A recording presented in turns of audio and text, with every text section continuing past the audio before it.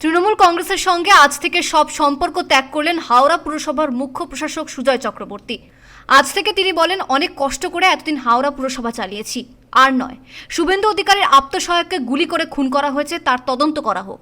এ ধরনের ঘটনা তিনি সমর্থন করেন না বলেই তৃণমূলের সঙ্গে সব সম্পর্ক তিনি ত্যাগ করলেন। আজ থেকে আর দলের কোনো কর্মসূচিতে তিনি থাকবেন না। হাওড়ার ইকো পার্ক আপনারা জানেন, আমরা নামকরণ করলাম নারায়ণ দেবনাথ ষষ্ঠীপদ চট্টোপাধ্যায়ের নামে। সেই ইকো পার্ক ভেঙে পড়েছিল, সেই ইকো পার্ক আগাছায় ভরে গেছিল, সেই ইকো পার্কে কোনো আলো জ্বলতো না। সেই ইকো পার্কটাকে আমরা হাওড়ার দুজন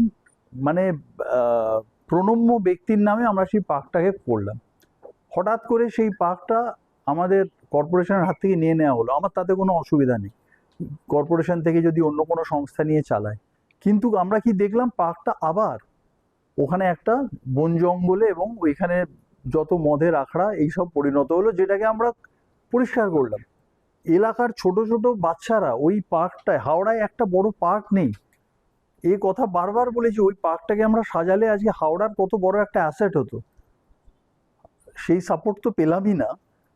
উপরন্তু কি হলো, যাদের নামে পার্কটা করা হলো, নারায়ণ দেবনাথ এবং ষষ্ঠীপদ চট্টোপাধ্যায়, সেই নামাঙ্কিত বোর্ডটাকে খুলে দেওয়া হলো।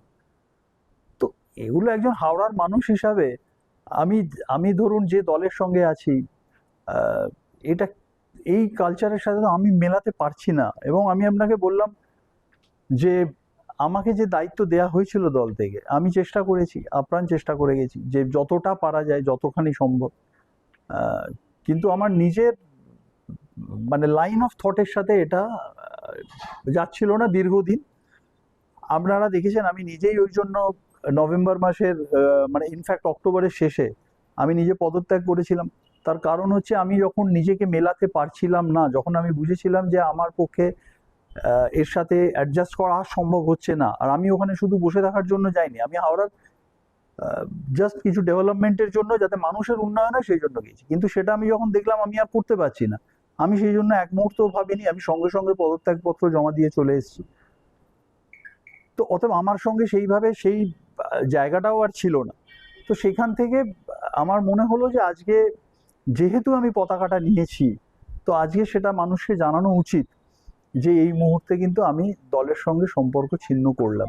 হাওড়া পুরসভার দীর্ঘদিন প্রশাসক বসিয়ে পরিষেবা দেওয়া হয়েছে।